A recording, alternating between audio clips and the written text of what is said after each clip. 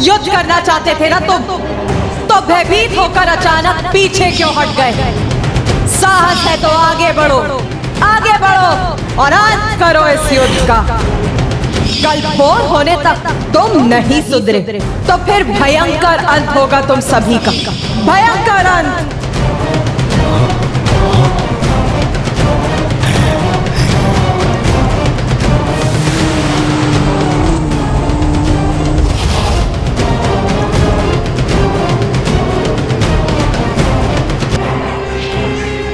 असुर सम्राट, कितना विकराल रूप था उस देवी का।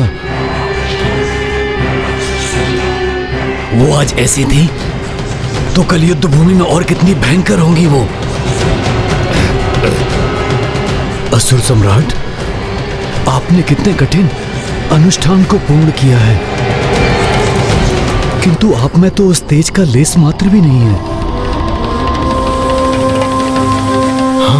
उनके उग्र स्वरूप को देखकर तो ऐसा प्रतीत हो रहा था मानो वो क्षण भर में ही संपूर्ण असुर सेना का विनाश कर देंगी।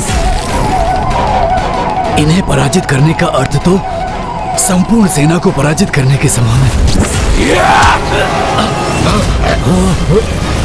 मूर्खों, तुम मेरे साथ हो या उस देवी आदि शक्ति के साथ? आपके साथ हैं हम असुर सम्राट, आपके साथ हैं हम। इसीलिए तो आपको उचित सुझाव दे रहे थे सम्राट। इनके समक्ष समर्पण में ही आपकी भलाई है। उनके शरणागत बन जाइए सम्राट, इसी में आपकी भलाई है और हम अन्य असुरों की भी। बस बहुत हुआ तुम्हारा अनर्गल प्रलाप।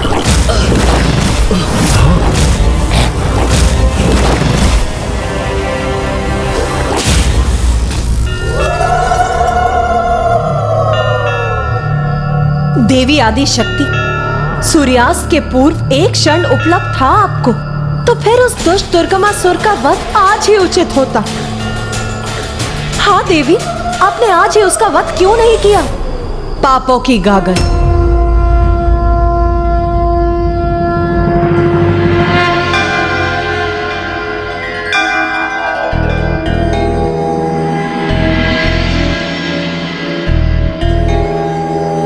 प्रत्येक जीव के भीतर पाप की एक बड़ी गागर और पुण्य का एक छोटा कलश दोनों ही होते,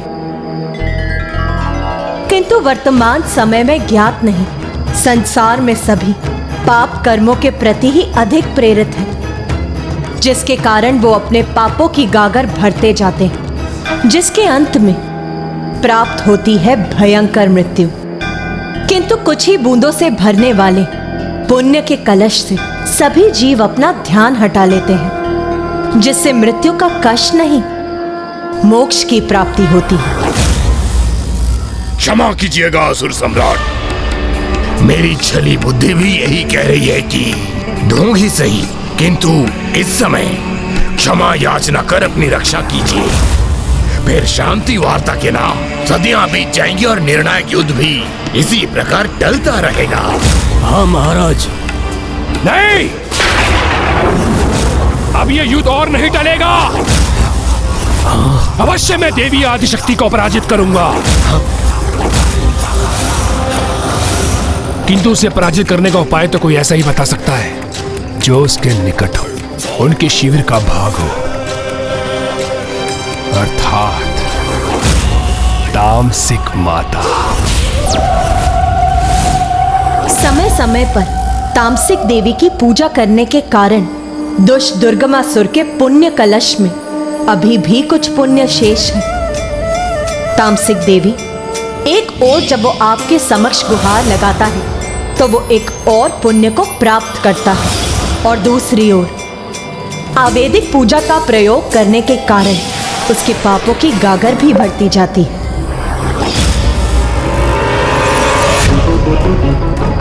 मुझे ज्ञात है माता, यदि मैं आपका आवाहन करूंगा तो भी आप मुझे दर्शन नहीं देंगी, इसलिए मैं स्वयं आपके निकट आऊंगा।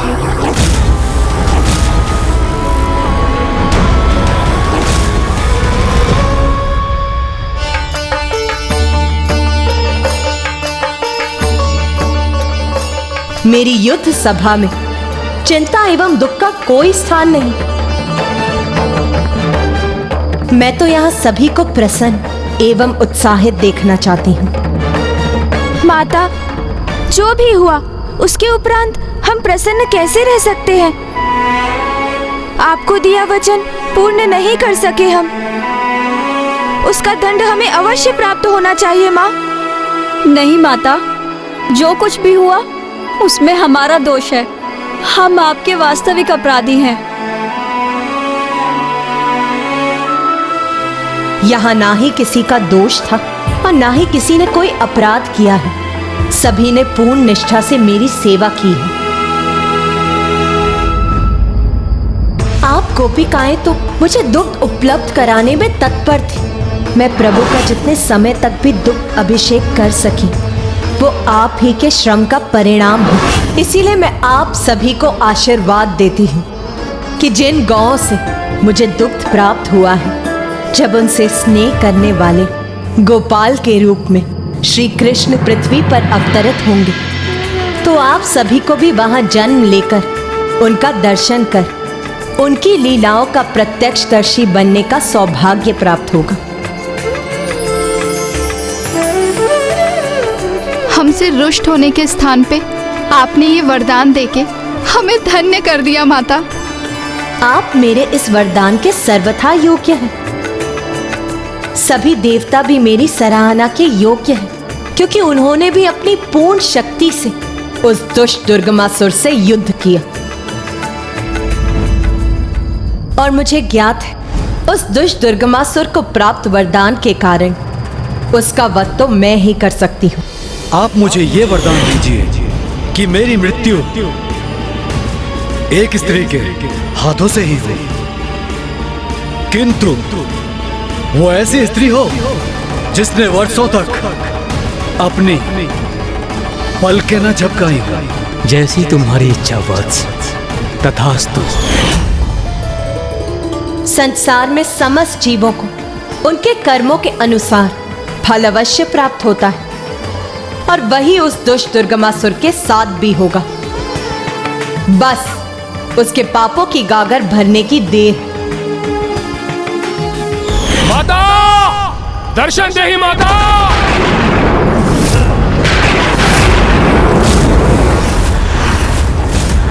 मां दर्शन दीजिए, मां दर्शन दीजिए।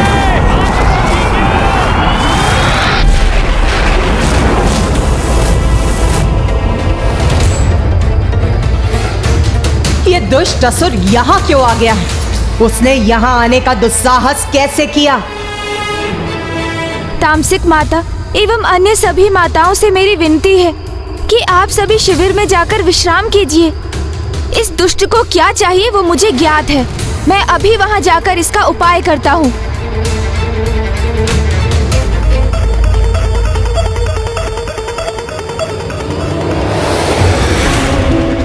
माता, प्रकट हुई है माता। दर्शन दे ही माता, दर्शन दे ही। मां दर्शन दे ही, प्रकट हो मां।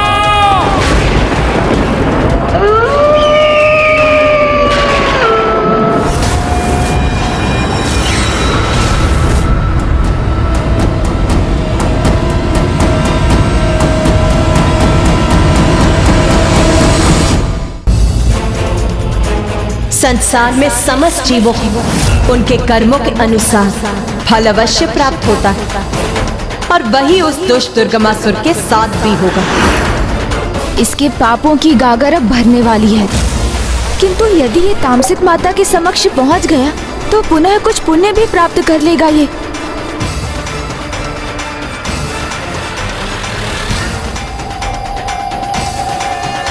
अब मुझे ही कोई युक्ति लगानी होगी। बाहर आइए माता, दर्शन दीजिए मुझे माता। तामसिक माता, दर्शन दीजिए। भक्त भगवान को आदेश नहीं देते मूर्ख, अपितु उनसे विनती करते हैं।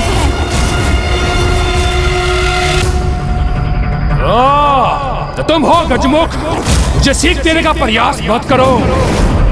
मैं जैसे भी उनका आवाहन करता हूँ उन्हें प्रकट होना ही होता है। किसी को विवश कर उनके दर्शन तो अवश्य प्राप्त किए जा सकते हैं, किंतु उनका आशीष नहीं। तो आशीष किसे चाहिए? मैं तो सहायता प्राप्त करने आया हूँ। वर्षों तक पूजा करता आया हूँ मैं उनकी, इसलिए उन्हें आना ही होगा मेरी सहायता के लिए। क्यों? सहायता की आवश्यकता क्यों पड़ी? सर्वशक्तिशाली दुर्गमासुर को? ओह, कहीं माँ आदिशक्ति को युद्ध भूमि में देखकर उनसे भयभीत तो नहीं हो गए दुर्गमासुर? माता तो वो तुम्हारी है, मेरी नहीं।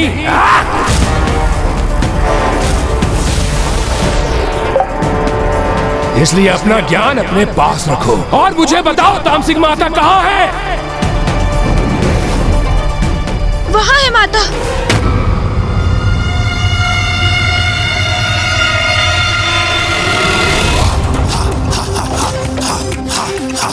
माता तुम्हारे समस्त प्रश्नों के उत्तर के साथ वही दर्शन देंगी तुम्हें।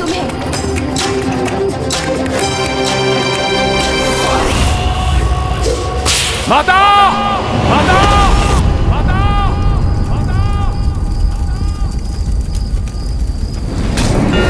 माता! बोल, अब क्या चाहिए तुझे? वही माता जो प्रत्येक योद्धा चाहता है, विजय, युद्ध में विजय माता।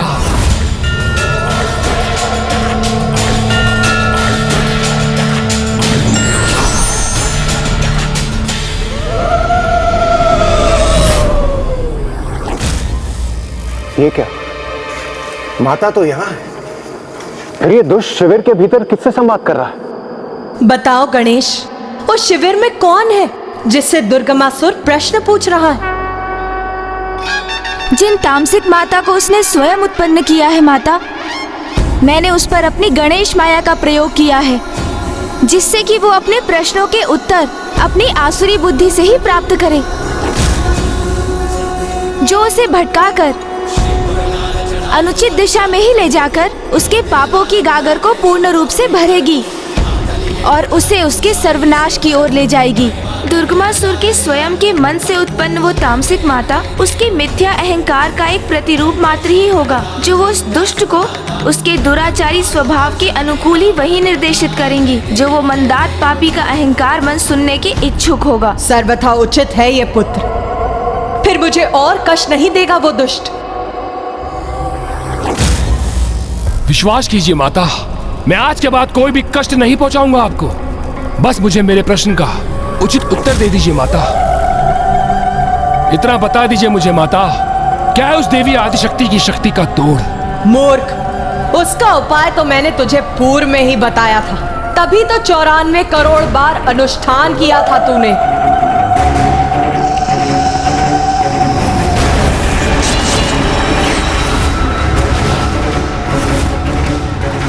तो मुझे भी याद है माता, किंतु अब इस अंतिम युद्ध से पूर्व कोई सुझाव तो दीजिए मुझे माता। आपकी निरंतर पूजा की है मैंने, अनुष्ठान किया है आपका माता मैंने, इसलिए आपको मुझे कोई सुझाव तो देना ही होगा माता।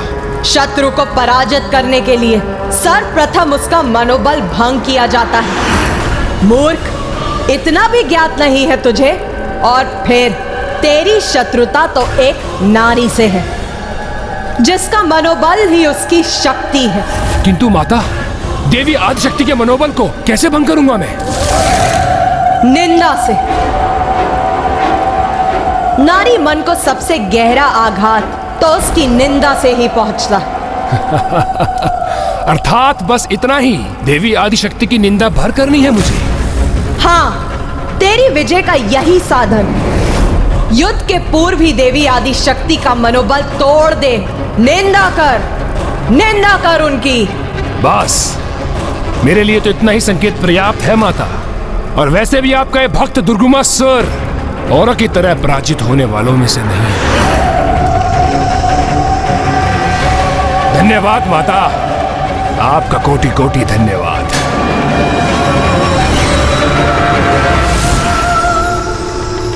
तेरी विजय का यही साधन है। युद्ध के पूर्व ही देवी आदिशक्ति के मनोबल को तोड़ दो। निंदा कर उसकी, निंदा। माता, मैं क्षमा चाहता हूँ, किंतु ऐसा करना अनिवार्य था।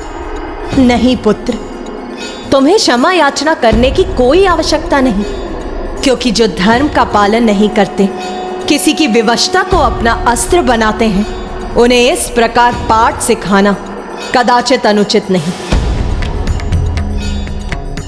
पुत्र गणेश, तुम चतुर ही नहीं, तुम अच्छाई के लिए विघ्न हरता हो, तो बुराई के लिए विघ्न करता भी तो हो।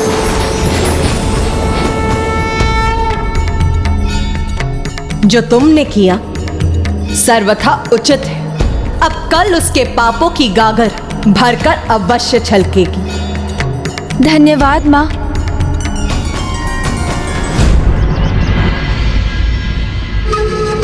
दुर्गामासुर की, दुर्गामासुर की, दुर्गामासुर की, दुर्गामासुर की, दुर्गामासुर की, दुर्गामासुर की, दुर्गामासुर की, दुर्गामासुर की, दुर्गामासुर की।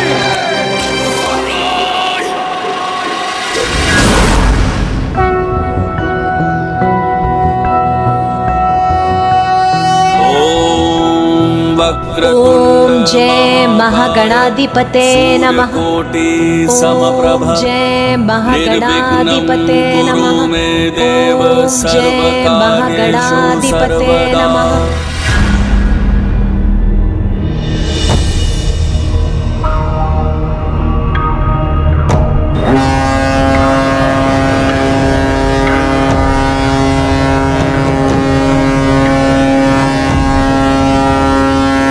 प्रतीत होता है दुर्गामासुर अपनी मृत्यु के लिए कुछ अधिक ही अधीन हो रहा है।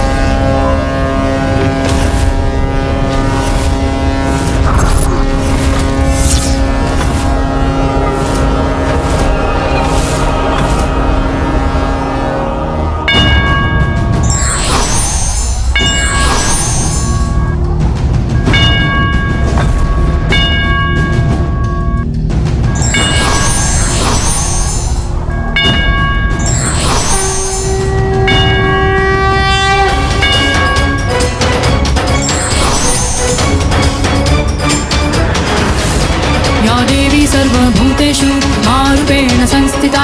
नमस्तस्यै नमस्तस्यै नमस्तस्यै नमो नमः। या देवी सर्वभूतेषु शक्तिरूपेण संस्थिता। नमस्तस्यै नमस्तस्यै नमस्तस्यै नमो नमः।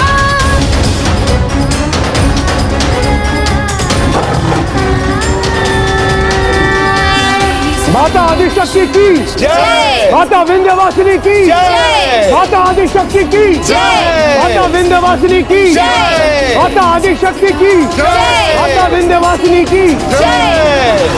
माता आदिशक्ति की जय। माता विंध्यवासिनी की जय। माता आदिशक्ति की जय। माता विंध्यवासिनी की जय। माता आदिशक्ति की जय। माता विंध्यवासिनी की जय।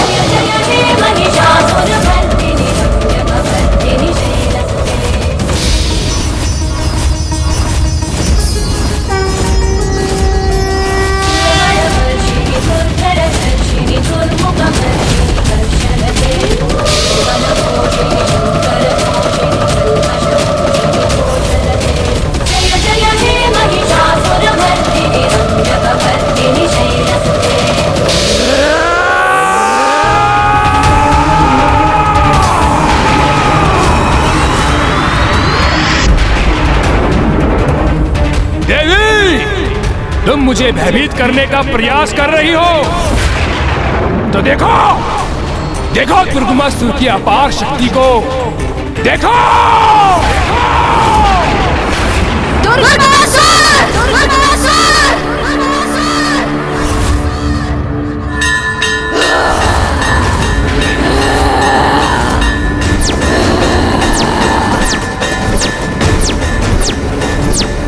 अपनी अनेक भुजाओं को प्रकट कर व्यर्थ है तुम्हारा शक्ति प्रदर्शन, क्योंकि तुम्हारा दुर्भाग्य अब तुम्हारे समक्ष है।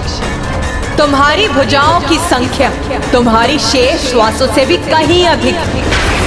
अब तुम्हारा अंत अत्यंत निकट है दुर्गमासुर।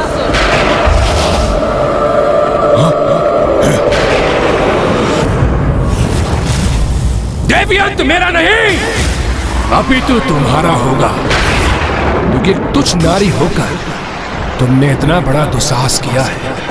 युद्ध भूमि में पहुंचकर मुझे चुनौती दी है। महाशक्तिशाली महासुर दुर्गमासुर को, जिसका अंत करना दुर्गम ही नहीं अपितु असंभव है, असंभव है।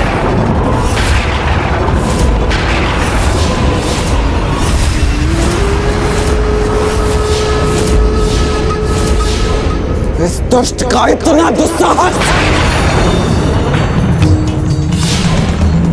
भैया, इस दुष्ट के इसी दुस्साहस से अब इसके पापों की गागर और तीव्र गति से भरेगी। आप चिंता मत कीजिए भैया, अब इसके जीवन की उल्टी गिनती आरंभ हो चुकी है। देखिएगा शीघ्र ही अंत होगा इस दुष्ट का।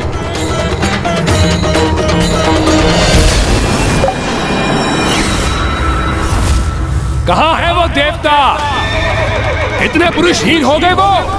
क्यों उन देवताओं में एक भी पुरुष शेष नहीं जो एक तुच्छ नारी को युद्ध के लिए आगे कर दिया? मूर्ख, तुम्हारे समान पुरुष होने का ढोंग और दम नहीं करते देवता पुरुष। अपितु इसके विपरीत उन्हें इस बात का आभास होता है कि नारी ही अपने भिन्न रूपों में उनके जीवन में सामर्थ्य, शौर्य और पौरुष का आधार होती है, क्योंकि सर्वप्रथम एक नारी ही एक माँ के रूप में उन्हें जन्म देती है, उनका पोषण करती है और उन्हें सामर्थ्य बनाती है, और फिर एक बहन के रूप में एक अन्य नारी अपने भ्राता के हाथों में रक्षा सूत्र बांधकर उसे उसके उत्तरदायित्व का आभास कराती है। और फिर एक पत्नी रूप में भी तो एक नारी ही होती है, जो स्वयं पूजा पाठ और व्रत कर अपने पति की रक्षा सुनिश्चित करती है। इसीलिए वो पुरुष जो देव बुद्धि संपन्न है, वो नारी को स्वयं से निम्न मानकर उसे पीछे रखने की कल्पना भी नहीं करता, अपितु वो नारी को आगे बढ़ाने में सहायक होते हैं। तो जैसे मिथ्या और आसुरी बुद्धि वाले पुरुषों को यही सीख देने आगे आई है ये नारी।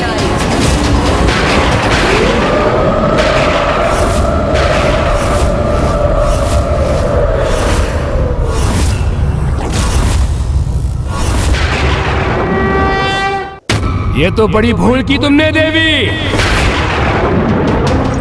नारियों के समान अपनी जीवा और पांव दोनों को नियंत्रण में रखना चाहिए था, किंतु तुम्हारी ये भूल अब तुम पर बहुत भारी पड़ेगी। तो क्या मेरे अजय सेनापति तुम्हें सिखाएंगे एक नारी का अधिकार आगे बढ़ने का नहीं अपितु पीछे रहने का ही होता है। उसका स्थान सीमित क्षेत्र होता है, जिसके बाहर आने पर बड़ा भीषण परिणाम होता है। देवी,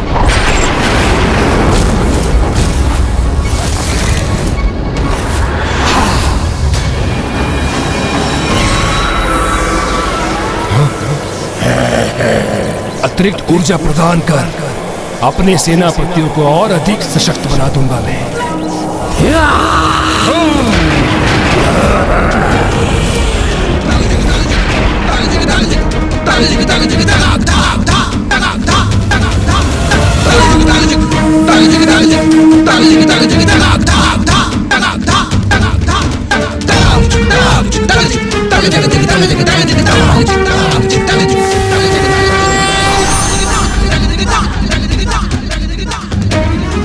मूर्ख असुर, ब्रह्मांड में व्याप्त समस्त शक्ति की स्रोत हूं मैं। एक नारी हूं मैं, और एक नारी शक्ति को सीमित समझने वाले मेरी शक्ति के समक्ष तुम्हारी शक्ति वास्तव में तुच्छ ही है। और फिर भी उसका अपार दम्भ है तुम्हें, जो तुम्हारे नष्ट होने के साथ ही शीघ्र ही खंडित हो जाएगा। और जो मेरी शक्ति से सुरक्षित है, तुम उसका स्पर्श भी नहीं कर पाओगे।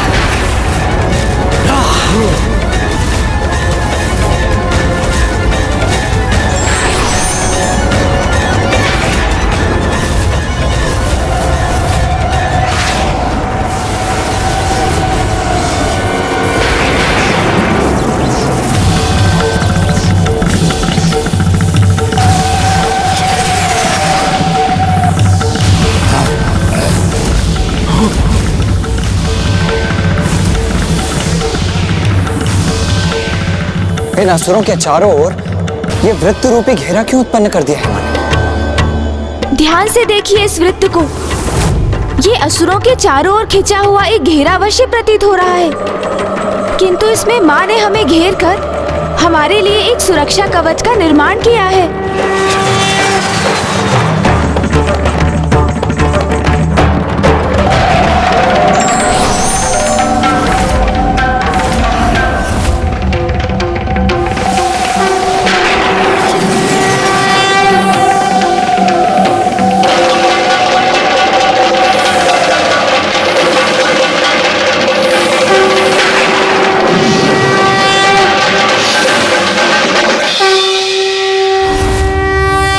माँ को ज्ञात है कि इस युद्ध के आरंभ होने पर यहाँ अनंत शक्ति का प्रयोग होगा, इसलिए हमारे और शेष सृष्टि के चारों ओर अपने दिव्य सुरक्षा कवच का निर्माण कर अब माँ सभी की सुरक्षा के प्रति निश्चिंत होकर युद्ध के लिए तत्पर हो गई है।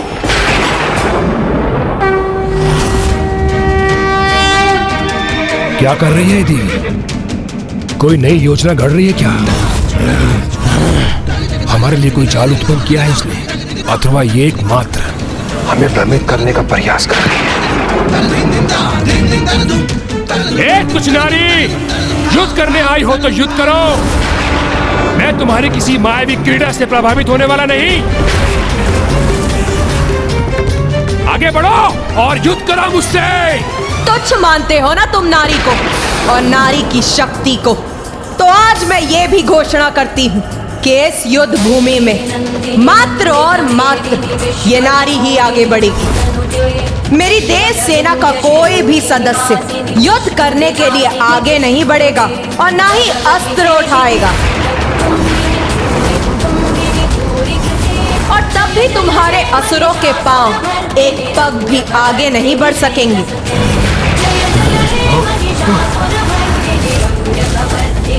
और आज इस युद्ध भूमि में उन्हें पीछे हटकर अपनी मृत्यु की ओर ही बढ़ना होगा। माता आदिशक्ति की, माता विंध्यवासिनी की, माता आदिशक्ति की, माता विंध्यवासिनी की, माता आदिशक्ति की, माता विंध्यवासिनी की।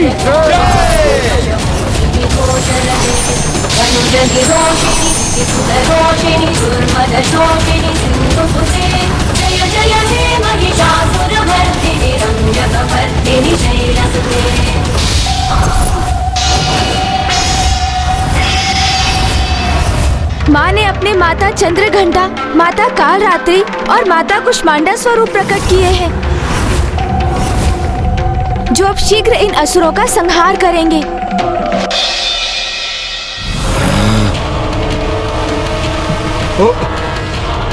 ये तीनों देवियां तो अत्यंत भयंकर प्रतीत हो रही हैं। हाँ, और ये तो जैसे हमारा भक्षण करने के लिए तत्पर हैं।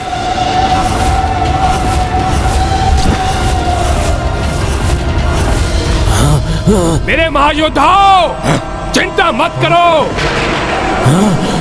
कितने भी भयंकर क्यों ना प्रतीत हो ये, किंतु है तो तुच्छ नारी ही। परस्पर कला में भले ही पारंगत हो ये, किंतु तुमसे युद्ध करने का सामर्थ्य नहीं है इनमें।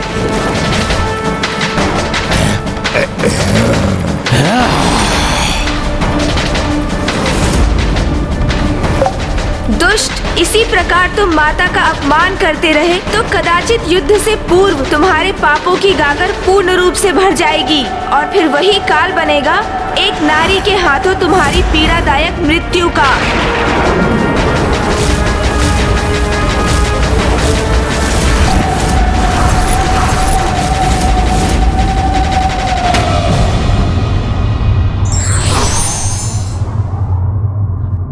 नारी की शक्ति को तुच्छ और निर्बल समझने वाले व्यक्ति स्वयं ये भूल जाते हैं कि उनकी शक्ति का आधार भी स्वयं एक नारी ही है।